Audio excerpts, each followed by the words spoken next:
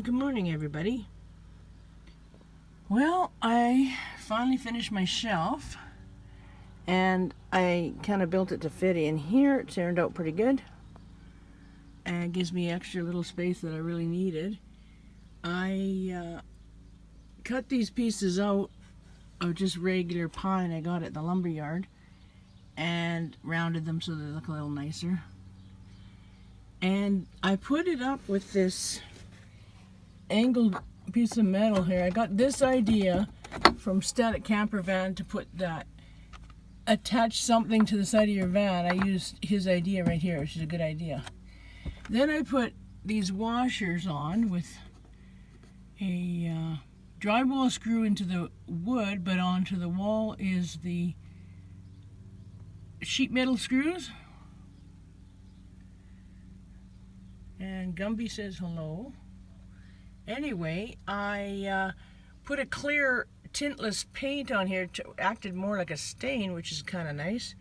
It's protected, and just glued it all together and then put screws in. I pre-drilled the holes so it wouldn't split the wood. And I have some spices back there and a little thing of olive oil, like it just really helps. And then I have these magnetic jars over here for some more spices.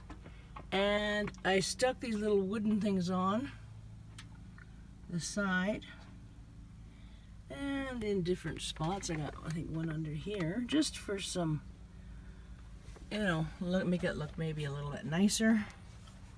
Plus I hid some of the screws with them. And I always have a spot now for my keys, which I like. I just hook them up there. Looks like Pokey's having a nap up there. Anyway, this really helps. And this dresser that I put in a couple months ago is also pine.